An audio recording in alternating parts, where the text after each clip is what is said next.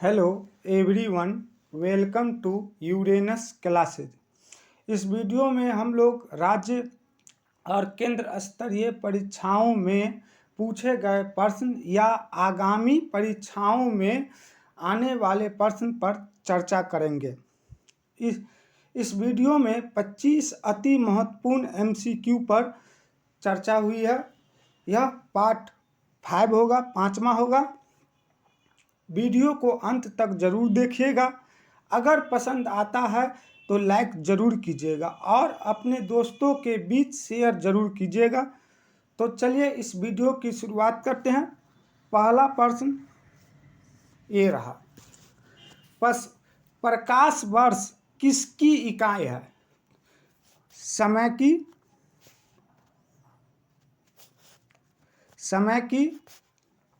गति की, दूरी की या फिर प्रकाश की तीव्रता? तो प्रकाश वर्ष दूरी की इकाई है।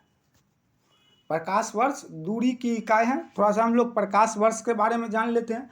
प्रकाश वर्ष दूरी की एक इकाई है। अंतर्राष्ट्रीय खगोल संघ के अनुसार एक प्रकाश वर्ष वह दूरी है जो प्रकाश अपने निर्वात में एक वर्ष को पूरा करता है। यह इकाई मुख्यतः लंबी दूरियों तथा दो तारों या गैलेक्सी जैसे अन्य खगोलीय वस्तुओं के बीच की दूरी मापने में किया जाता है। लगभग 95 खरब किलोमीटर की होती है। तो प्रकाश वर्ष दूरी की इकाई है। चलिए हम लोग अब चलते हैं दूसरे नंबर क्वेश्चन पर। दूसरा नंबर क्वेश्चन क्या कहता है? दूसरा नंबर क्वेश्चन कहता है ओम मीटर मात्रक है। किसका मात्रक है? तो प्रतिरोध का, चालकता का, प्रतिरोधकता का या फिर आवेश का? तो ओम मीटर मात्रक है, प्रतिरोध का मात्रक है। किसका मात्रक है? प्रतिरोध का मात्रक है। आप लोग ध्यान रखिएगा कि ओम मीटर प्रतिरोध का मात्रक है। जब किसी चालक में विद्युत धारा प्रवाहित की जाती है तो चालक में गतिशील इलेक्ट्रॉन अपने मार्ग में आने वाले परमाणु को निरंतर टकराते रहते हैं, जिससे उनकी ऊर्जा का ह्रास होता है। उसे ही प्रतिरोध कहा जाता है। प्रतिरोध का SI मात्रक ओम होता है, जिसे इस तरह के सिंबल से सूचित किया जाता है। इस तरह के सिंबल से सूचित किया जाता है। याद रखिएगा कि ओम मीटर मात्रक है, प्रतिरोध का मात्रक है।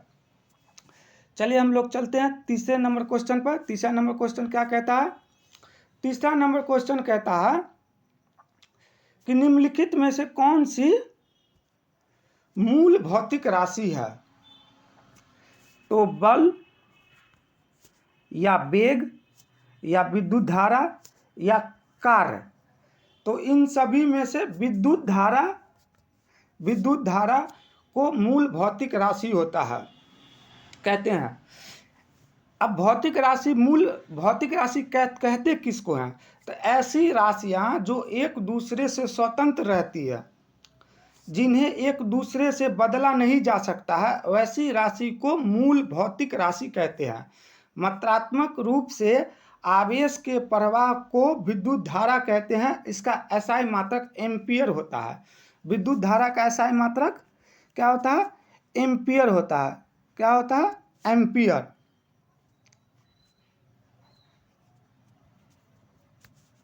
एम्पियर होता है।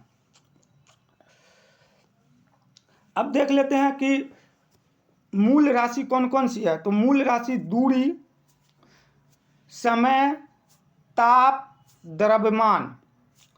तो दूरी का SI मात्रक होता है मीटर, समय का SI मात्रक होता है सेकंड, ताप का SI मात्रक होता है केल्विन और द्रव्यमान का SI मात्रक किलोग्राम होता है। ध्यान रखिएगा। तो चलिए अब हम लोग चलते हैं चौथे नंबर क्वेश्चन पर। चौथा नंबर क्वेश्चन क्या कहता है देख लेते हैं। चौथा नंबर क्वेश्चन कहता है निम्नलिखित में से कौन सी एक अदिश राशि है। तो क्या बल होगा, या दाब होगा, या वेग होगा, या त्वरण होगा। तो अदिश राशि इनमें पूछा गया है, तो अदिश राशि दाब होगा। क्या होगा? दाब। अदिश राशि किन्हें कहते हैं? वे भौतिक राशियां जिन्हें व्यक्त करने के लिए केवल परिमाण की आवश्यकता होती है, दिशा की आवश्यकता नहीं होती है, उसे अदिश राशि कहते हैं। जैसे दूरी, दूरी के लिए कोई दिशा नहीं चाहिए, या पूरब पश्चिम उत्तर दक्षिण किसी भी तरफ दूरी हो सकता है। दूरी हो गया, चाल हो गया, शक्ति हो गया, ऊर्जा हो गया। ऊर्जा, जैसे ऊर्जा के लिए, जैसे ऊर्जा का मतलब हो गया, एक तरह से समझ लीजिए एग्जाम्पल आग। तो आग के लिए, हीट के लिए जो होता है, जो दिशा नहीं होता कि वो किस दिशा में ही कभी हीट लगेगा, वो चारों तरफ लगता है, उसके लिए दिशा नहीं होता। क्षेत्रफल, आयतन, द्रव्यमान, तापमान, लंबाई, घनत्व, दाब, कार्य, आवेश। अगर आवेग आ गया तो वो सदिश राशि हो जाएगा, लेकिन आवेश जो होता है जो वह अदिश राशि होता है। विभव, आवृत्ति, विशिष्ट ऊष्मा, ये सभी अदिश राशि के उदाहरण है। तो ध्यान रखिएगा कि अदिश राशि में सिर्फ परिमाण की आवश्यकता होती है, दिशा की आवश्यकता नहीं होती है, वैसी राशि को अदिश राशि कहते हैं। जैसे इस ऑप्शन में दाब, दाब के लिए अगर आप किसी पर दाब डालते तो उसमें दिशा नहीं होता है, सिर्फ प्रेशर होता है, ऊपर से बल लगाया जाता है। अब हम लोग चलते हैं छठे नंबर क्वेश्चन पर, पांचवें नंबर क्वेश्चन पर। पांचवा नंबर क्वेश्चन क्या कहता है? पांचवा नंबर क्वेश्चन कहता है कि निम्नलिखित में से कौन सी एक सदिश राशि नहीं है। तो सदिश राशि नहीं है, तो आयतन जो है जो अदिश राशि है, और इसमें से पूछ रहा है नहीं वाला बात, नहीं पूछ रहा है। तो नहीं मतलब क्या हो गया कि सदिश नहीं है तो अदिश होगा, तो अदिश जो हुआ जो आयतन हुआ। अब सदिश राशि किसे कहते हैं? तो सदिश राशि में परिमाण के साथ साथ दिशा भी होना निश्चित है।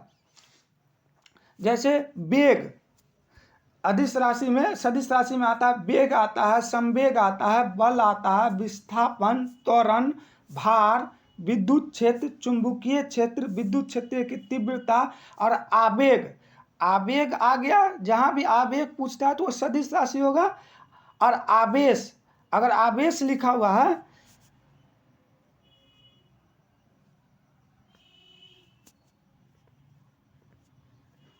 आवेग, तो यह सदिश राशि है।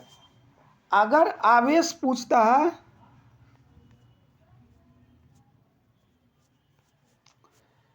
तो यह अदिश राशि हो जाता है, आवेग अदिश राशि है।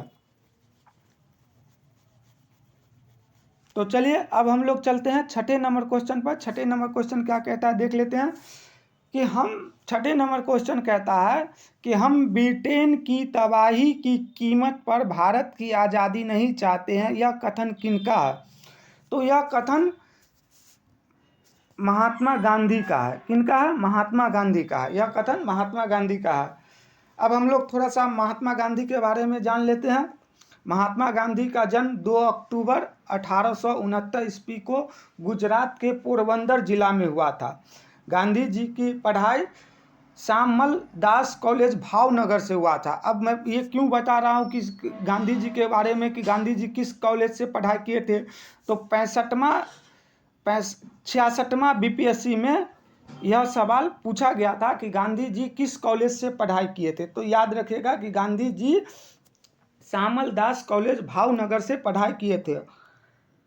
गांधी जी 1893 ईस्वी में डरबन दक्षिण अफ्रीका गए थे, जिनके बाद गांधी जी बराबर आते जाते रहते थे। और उसी बीच में 1901 के ईस्वी में पहली बार कांग्रेस के सम्मेलन में भाग लिए थे। उसके बाद गांधी जी ने वहाँ डरबन में ही 1903 में इंडियन ओपिनियन नामक एक पत्रिका की शुरुआत की दक्षिण अफ्रीका से। तो जब कभी आपसे सवाल पूछा जाए कि गांधी जी की पहली पत्रिका कौन सा है, तो इंडियन ओपिनियन है, जो दक्षिण अफ्रीका से ही लिखे थे।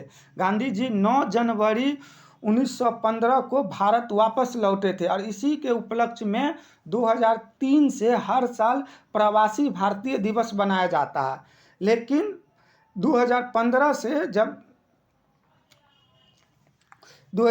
से इसे हर 2 साल पर बनाने का निर्णय लिया गया।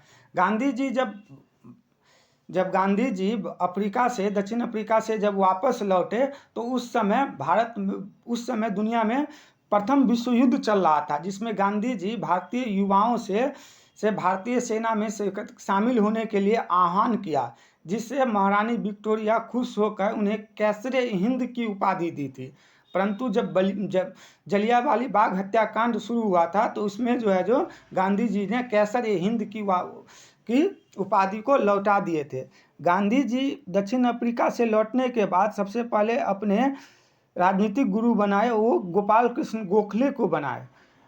गांधी जी के द्वारा चंपारण आंदोलन, अहमदाबाद मिल मजदूर आंदोलन, खेरा आंदोलन, खिलाफत आंदोलन, असहयोग आंदोलन, सविनय अवज्ञा आंदोलन, भारत छोड़ो आंदोलन, बहुत सारे आंदोलन को उन्होंने शुरुआत किए।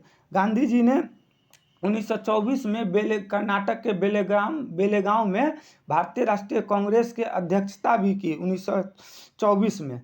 उसके बाद गांधी जी दूसरे गोलमेज सम्मेलन जो 1931 में हुआ था उसमें भी भाग लेने इंग्लैंड गए थे। गांधी जी के द्वारा इंडियन ओपिनियन, नवजीवन, हरिजन, यंग इंडिया आदि पत्रिका का संपादन भी किया जाता था। उनकी एक आत्मकथा है जिनका नाम है सत्य के साथ मेरे प्रयोग, माई एक्सपेरिमेंट विथ ट्रूथ, यह गांधी जी की पत्रिका का भी नाम है। उसके बाद गांधी जी को वन मैन बाउंड्री फोर्स भी कहा जाता है। जब बंगाल में 1946 में नोआखली दंगे हुआ था तो उसमें गांधी जी की भूमिका बहुत प्रभावित हुई। गांधी जी की भूमिका का महत्वपूर्ण योगदान रहा था, जिससे माउंटबेटन ने खुश होकर उन्हें वन मैन बाउंड्री फोर्स का उपाधि दिया था। तो ये सब इतना सारा बात आप लोग जरूर ध्यान रखिएगा गांधी जी के बारे में, जो अक्सर एग्जामों में पूछा जाता है। तो चलिए हम लोग चलते हैं 7वें नंबर क्वेश्चन पर। 7वां नंबर क्वेश्चन क्या कहता है देख लेते हैं। 7वां नंबर क्वेश्चन कहता है कि भारत की एकमात्र सक्रिय ज्वालामुखी कौन सी है। तो यहाँ पर पूछ रहा है सक्रिय ज्वालामुखी कौन सी है। तो पंबन द्वीप हो सकता है, या बैरन द्वीप है, या न्यू मूर द्वीप है, या कोई नहीं। तो भारत का एकमात्र सक्रिय ज्वालामुखी बैरन द्वीप है, जो अंडमान निकोबार द्वीप समूह में है। याद रखिएगा पंबन द्वीप। पंबन द्वीप को रामेश्वरम द्वीप भी कहते हैं, जो तमिलनाडु में है। उसके बाद है न्यू मूर द्वीप। न्यू मूर द्वीप क्या है। तो न्यू मूर द्वीप भी एक बंगाल की खाड़ी में एक छोटा सा द्वीप है, जो भारत और बांग्लादेश के बीच विवादित है। लेकिन 2010 में जल स्तर बढ़ने के कारण यह द्वीप डूब गया पानी में, और यहाँ से भारत और बांग्लादेश का विवाद भी इस द्वीप के चलते था, जो खत्म हो गया। तो चलते हम लोग 8वां नंबर क्वेश्चन पर। 8वां नंबर क्वेश्चन क्या कहता है देख लेते हैं। 8वां नंबर क्वेश्चन कहता है कि पिंटो समिति का संबंध किससे है। तो पिंटो समिति का संबंध किससे है। मोटरयान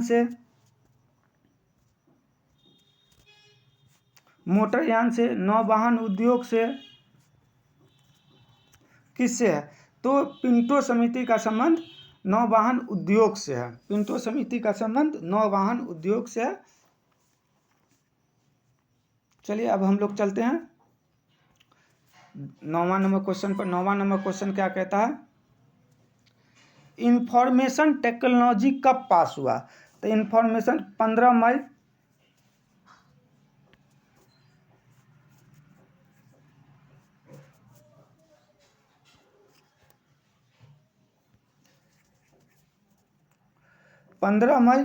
2000 ईस्वी को, 15 जून 2000 ईस्वी को, 15 अगस्त 2000 ईस्वी को, 2 अक्टूबर 2000 ईस्वी को। तो इंफॉर्मेशन टेक्नोलॉजी 15 मई 2000 ईस्वी को पास हुआ था। ध्यान रखिएगा, उस समय अटल बिहारी की सरकार थी, ध्यान रखिएगा आप लोग। चलते हम लोग 10वें नंबर क्वेश्चन पर।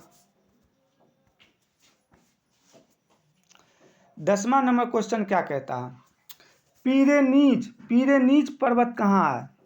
तो पीरेनीज पर्वत फ्रांस और स्पेन के बीच में है, याद रखिएगा, फ्रांस और स्पेन के बीच में है।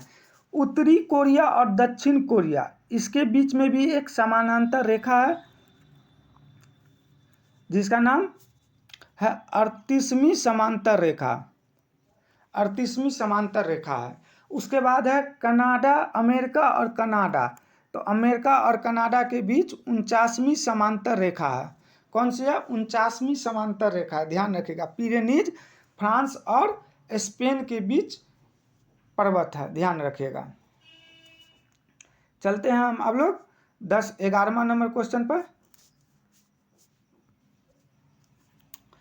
11वां नंबर क्वेश्चन क्या कहता है? 11वां नंबर क्वेश्चन कहता है कि अजीत कुमार समिति का संबंध किससे है? तो अजीत कुमार समिति का संबंध सेना के वेतन की विसंगति से है, सेना के वेतन के विसंगति से, ध्यान रखिएगा। अब इसमें है एक वित्त आयोग, तो वित्त आयोग का संबंध अनुच्छेद 280 से है, अनुच्छेद 280 से है, ध्यान रखिएगा। अब हम लोग चलते हैं 12 नंबर क्वेश्चन क्या कह रहा है, देख लेते हैं। कोणार्क का सूर्य मंदिर, कोणार्क का सूर्य मंदिर को किस राजा ने, कोणार्क के सूर्य मंदिर को किस राजा ने बनवाया है? तो नरसिंहदेव ने, पुलिकेशिन द्वितीय ने, राजेंद्र चोल ने, या कोई नहीं। तो कोणार्क का सूर्य मंदिर जो उड़ीसा में है, इन्हें नरसिंहदेव ने बनाया था, जो गंग वंश के शासक है। और कोणार्क का सूर्य मंदिर नागर शैली में बना हुआ है। किस शैली में बना हुआ है? नागर शैली में बना हुआ। मंदिर की 3 शैलियाँ हैं। जब उत्तर भारत में बनाया जाता है तो नागर शैली में, दक्षिण भारत में बनाया जाता है तो बेसर शैली में, और दक्षिण भारत और उत्तर भारत के मध्य में जो दोनों का मिश्रित वाला जो शैली है उसे बेसर शैली कहा जाता है। पुलिकेशिन द्वितीय, यह चालुक्य वंश के शासक थे जिन्होंने हर्षवर्धन को हराया था। राजेंद्र चोल, ये राजेंद्र चोल चोल वंश के ये हैं, शासक हैं। तो हम चलते अब हम लोग 13 नंबर क्वेश्चन पर। 13 नंबर क्वेश्चन क्या कहता है, देख लेते हैं। 13 नंबर क्वेश्चन कहता है कि भारत विश्व का प्रथम सिख विश्वविद्यालय कहाँ है? कनाडा, उसके बाद अमेरिका, मॉरिशस या लंदन। तो विश्व का प्रथम सिख विश्वविद्यालय लंदन में है। कहाँ है? लंदन में है। विश्व का प्रथम सिख विश्वविद्यालय लंदन में है, ध्यान रखिएगा। चलते हम लोग 14 नंबर क्वेश्चन पर। 14 नंबर क्वेश्चन क्या कहता है? 14 नंबर क्वेश्चन कहता है कि सलाल जल विद्युत परियोजना किस राज्य या केंद्र शासित प्रदेश में है? लद्दाख,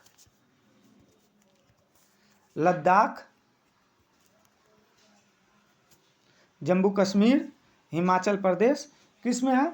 तो सलाल जल विद्युत परियोजना जम्मू कश्मीर में। कहाँ है?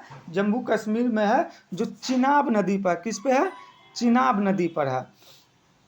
और चिनाब नदी सिंधु की सबसे बड़ी सहायक नदी है, ध्यान रखिएगा, सिंधु की सबसे बड़ी सहायक नदी है। चलते हम लोग प्रथम विश्व युद्ध में जापान किस तरफ से लड़ा था? मित्र राष्ट्र, धुरी राष्ट्र, या दोनों तरफ से, या किसी तरफ से नहीं। तो जापान जो है, जो एक सेकंड, जापान मित्र राष्ट्र की तरफ से लड़ा था। प्रथम विश्व युद्ध में जापान मित्र राष्ट्र की तरफ से लड़ा था। मित्र राष्ट्र के तरफ से अमेरिका, इंग्लैंड, फ्रांस, जापान, रूस, ये सभी देश मित्र राष्ट्र की तरफ से लड़ा था। धुरी राष्ट्र के तरफ से जर्मनी, ऑस्ट्रिया, हंगरी, इटली, ये सभी राष्ट्र धुरी राष्ट्र की तरफ से लड़ा था। अब हम लोग चलते हैं 16 नंबर क्वेश्चन पर। 16 नंबर क्वेश्चन क्या कहता है, देख लेते हैं। 16 नंबर क्वेश्चन कहता है कि वन्य जीव अधिनियम कब आया? 1972, 1973, 1974, सॉरी 1992 या 2000 ईस्वी। तो वन्य जीव अधिनियम 1972 ईस्वी में आया था। वन्य जीव अधिनियम में वन्य में रहने वाले सभी जीव के लिए प्रोटोकॉल आया था कि इसका कभी कहते सुरक्षा किस तरह से होगा, इनके आवास का सुरक्षा कैसे होगा, ये सभी आया था। 1973 ईस्वी में जिम कार्बोनेट नेशनल पार्क से 1 अप्रैल 1973 से टाइगर प्रोजेक्ट का शुरुआत हुआ था और टाइगर मैन कैलाश श्रृंखला को कहा जाता। 1992 यह सी भूमि से एलिफेंट प्रोजेक्ट हाथी परियोजना का शुरुआत किया गया था सी भूमि झारखंड से, ध्यान रखिएगा। तो चलते हम लोग 17 नंबर क्वेश्चन पर। 17 नंबर क्वेश्चन क्या कहता है, ध्वज सत्याग्रह का आयोजन 1927 में कहाँ हुआ था। तो ध्वज सत्याग्रह का आयोजन 1927 में नागपुर में हुआ था। कहाँ हुआ था, नागपुर में हुआ था। ध्वज सत्याग्रह का आयोजन 1927 में नागपुर में हुआ था। चलते हम लोग 18 नंबर क्वेश्चन पर। 18 नंबर क्वेश्चन कहता है कि 14 बैंकों का राष्ट्रीयकरण किसके समय में हुआ था। बलवंत राय मेहता समिति, अशोक मेहता समिति, लक्ष्मीकांत झा या इनमें से कोई नहीं। तो 14 बैंकों का राष्ट्रीयकरण लक्ष्मीकांत झा के समय में हुआ था। उस समय इंदिरा गांधी प्रधानमंत्री थी और 19 जुलाई 1969 ईस्वी को यह किया गया था, ध्यान रखिएगा। चलते हम लोग अब 19 नंबर क्वेश्चन पर। 19 नंबर क्वेश्चन क्या कहता है देख लेते हैं। बम का दर्शन को किसने लिखा। भगवती चरण बोरा ने, अरविंद घोष, दयानंद सरस्वती या कालिदास बसु। तो बम का दर्शन भगवती चरण बोहरा ने लिखे थे, याद रखिएगा कि बम का दर्शन भगवती चरण बोहरा ने लिखे थे। अरविंदो घोष, अब इसमें देख लेते हैं कि अरविंदो घोष क्या थे। तो अरविंदो घोष ने द लाइफ डिवाइड नामक पुस्तक लिखे थे, लाइफ डिवाइड नामक। और इंडिया डिवाइड कौन लिखे थे, इंडिया डिवाइड को लिखे थे राजेंद्र प्रसाद। और द लाइफ डिवाइड नामक पुस्तक लिखे थे अरविंद घोष। और उनके एक अंग्रेजी पत्रिका भी आता था जिनका नाम था सावित्री। अरविंद घोष के अंग्रेजी पत्रिका का क्या नाम था, सावित्री। दयानंद सरस्वती, इन्होंने एक पत्रिका निकाला था जिनका नाम था सत्यार्थ प्रकाश। उसके बाद एक कालिदास बसु कौन है। तो कालिदास बसु खुदीराम बोस के वकील थे, ध्यान रखिएगा कि बिहार स्पेशल एग्जाम में पूछा जाता है कि खुदीराम बोस के वकील कौन थे। तो चलते हम लोग अब 20वां नंबर क्वेश्चन पर। 20वां नंबर क्वेश्चन क्या कहता है देख लेते हैं। 20वां नंबर क्वेश्चन कहता है कि सरोजिनी नायडू ने भारतीय भक्ति का ज्वलंत तलवार किसे कहा है। भगत सिंह को, चंद्रशेखर आज़ाद को, सुभाष चंद्र बोस को या राम प्रसाद बिस्मिल को।